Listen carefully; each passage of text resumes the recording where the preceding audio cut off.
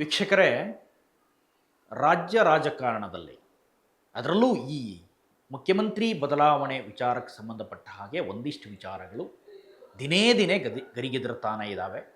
ಅದರಲ್ಲೂ ಈ ಪಂಚರಾಜ್ಯಗಳ ಚುನಾವಣೆ ಮುಗಿದ ಮೇಲಂತೂ ಜಾರ್ಜ್ ಮನೆಯಲ್ಲಿ ಯಾವಾಗ ಈ ಡಿನ್ನರ್ ಮೀಟಿಂಗ್ ಆಯ್ತಲ್ಲ, ಇದಾದ ನಂತರ ದಿನೇ ದಿನೇ ಒಂದೊಂದು ಬೆಳವಣಿಗೆಗಳಾಗ್ತಾ ಇದೆ. ಒಬ್ಬೊಬ್ಬ ನಾಯಕರು ಒಂದೊಂದು ರೀತಿಯಾದ ಹೇಳಿಕೆಯನ್ನು ಕೊಡ್ತಾ ಇದ್ದಾರೆ. ಜಾರ್ಜ್ ಮನೆಯಿಂದ ಖರ್ಗೆ ಅವರು, ಕೆ ಎಚ್ ಮುನಿಯಪ್ಪನವರು, ಸಿ ಎಂ ಸಿದ್ದರಾಮಯ್ಯನವರು, ಡಿ ಕೆ ಶಿವಕುಮಾರ್ ಅವರು ಎಲ್ಲರೂ ಕೂಡ ಹೊರ ಬರ್ತಾ ಇರುವ ಫೋಟೋವನ್ನು ನೀವು ಗಮನಿಸಿದ್ದೀರಿ. ಮಲ್ಲಿಕಾರ್ಜುನ್ ಖರ್ಗೆಯವರ ಸಮ್ಮುಖದಲ್ಲೇ ಅಥವಾ ಎ ಸಿ ಸಿ ಅಧ್ಯಕ್ಷರ ಸಮ್ಮುಖದಲ್ಲೇ C M D C M ಇಬ್ಬರೂ ಕೂಡ ಒನ್ ಟು ಒನ್ ಮೀಟಿಂಗನ್ನು ಮಾಡಿದ್ದಾರೆ. ಒಂದಿಷ್ಟು ಮಾತುಕತೆಯನ್ನು ಇಬ್ಬರೂ ಮಾಡಿದ್ದಾರೆ ಅನ್ನೋದು ಈಗ ಸದ್ಯಕ್ಕೆ ಚರ್ಚೆಯಲ್ಲಿದೆ. ಅದಾದ ನಂತರ ನಾಯಕರುಗಳ ಹೇಳಿಕೆಯನ್ನು ಗಮನಿಸಿದರೆ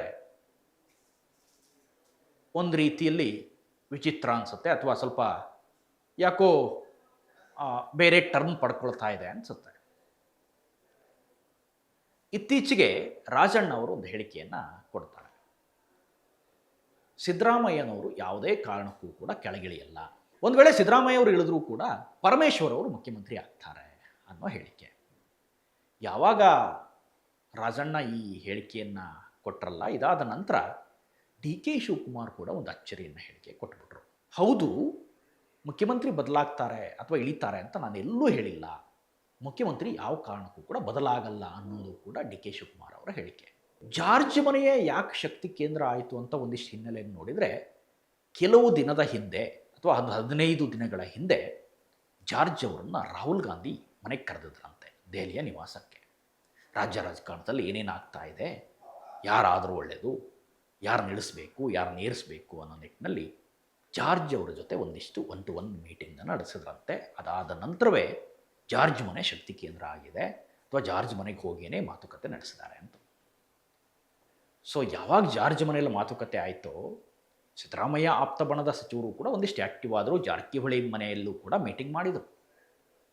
ಒಂದು ವೇಳೆ ಹೈಕಮಾಂಡ್ ನಿರ್ಧಾರವನ್ನು ಕೈಗೊಂಡೇ ಬಿಟ್ಟರೆ, ಸಿದ್ದರಾಮಯ್ಯ ಅವರನ್ನು ಇಳಿಸಿದರೆ ನಾವೆಲ್ಲರೂ ಕೂಡ ಹೇಗಿರಬೇಕು ಅಥವಾ ನಮ್ಮ ನಿರ್ಧಾರ ಏನಾಗಿರಬೇಕು ಅನ್ನೋದು ಈ ಎಲ್ಲ ನಾಯಕರ ಒಂದು ಮೀಟಿಂಗ್ನ ಉದ್ದೇಶ. ಯಾರ್ಯಾರು ಸೇರಿದ್ರು ಕೇಳಿದರೆ ಜಾರಕಿಹೊಳಿ ಇದ್ದರು, ಜಮೀರ್ ಅಹಮದ್ ಖಾನ್ ಇದ್ದರು, ಎಚ್ ಸಿ ಮಹದೇವಪ್ಪ ಇದ್ದರು, ಕೆ ವೆಂಕಟೇಶ್ ಇದ್ದರು. ಹೀಗೆ ಹಲವು ನಾಯಕರು ಜಾರ್ಜ್ ಮನೆ ಮೀಟಿಂಗ್ ಆದ ನಂತರ ಜಾರಕಿಹೊಳಿ ಮನೆಯಲ್ಲಿ ಸೇರಿಕೊಂಡ್ರು. ರಾಜಣ್ಣ ಅವರೇನೋ ಹೇಳೋದು ಸರಿ, ಸಿದ್ದರಾಮಯ್ಯ ಅವರೇ ಇರಬೇಕು, ಇಲ್ಲಾಂದರೆ ಪರಮೇಶ್ವರ ಆಗಬೇಕು ಅಂತ. ಡಿ ಕೆ ಶಿವಕುಮಾರ್ ಯಾಕಿಂತ ಹೇಳಿಕೆ ಕೊಟ್ಟರು, ಸಿದ್ದರಾಮಯ್ಯ ಅವರು ಬದಲಾಗಲ್ಲ ಅನ್ನೋ ಬಗ್ಗೆ.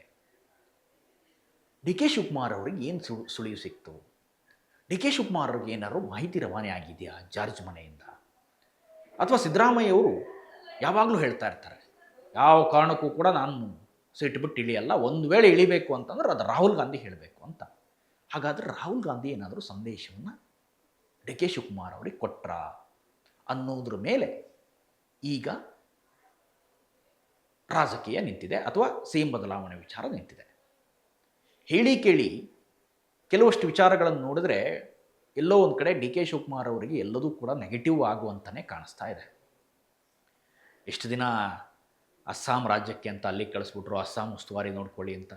ಅದಾದ ಮೇಲೆ ಪಂಚರಾಜ್ಯ ಚುನಾವಣೆಗಳೆಲ್ಲ ಆದವು, ಅಂತಹ ಗೆಲುವೇನು ಸಿಕ್ಕಿಲ್ಲ ಕಾಂಗ್ರೆಸ್ಸಿಗೆ, ಕೇರಳ ಒಂದನ್ನು ಬಿಟ್ಟು. ಅದಾದ ನಂತರ ಕೇರಳದಲ್ಲಿ ಮುಖ್ಯಮಂತ್ರಿ ಆಯ್ಕೆ ವಿಚಾರದಲ್ಲಿ ಅಥವಾ ಮುಖ್ಯಮಂತ್ರಿ ಆಯ್ಕೆ ಮಾಡೋಕ್ಕೆ ಒಂದಿಷ್ಟು ನಾಯಕರುಗಳು ಬಿಜಿ ಆದರು, ರಾಹುಲ್ ಗಾಂಧಿ ಸೇರಿದಂತೆ. ವೇಣುಗೋಪಾಲ್ ಅವರು ಕೂಡ ಕೇರಳದಲ್ಲೇ ತಂದೆ ಆಕಾಂಕ್ಷಿ ಆಗಿರೋದ್ರಿಂದ ಅವರು ಬ್ಯುಸಿ ಇದ್ದರು. ಸುರ್ಜೇವಾಲಾನೂ ಬ್ಯುಸಿ ಇದ್ದರು.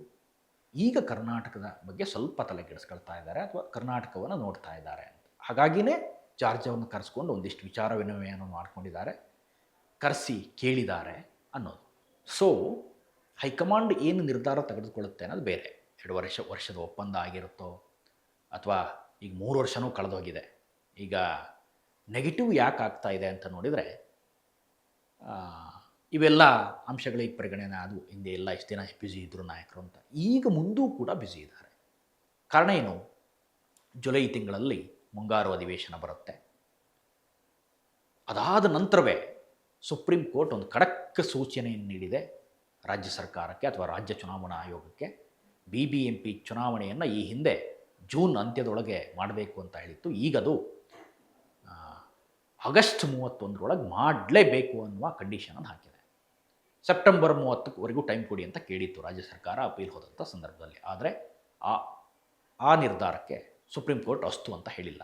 1 ತಿಂಗಳು ಕಡಿಮೆ ಮಾಡಿ ಆಗಸ್ಟ್ 31ರೊಳಗೆ ಎಲ್ಲ ಚುನಾವಣಾ ಪ್ರಕ್ರಿಯೆ ಮುಗಿಸ್ಬೇಕು ಅಂತ ಹೇಳಿದೆ.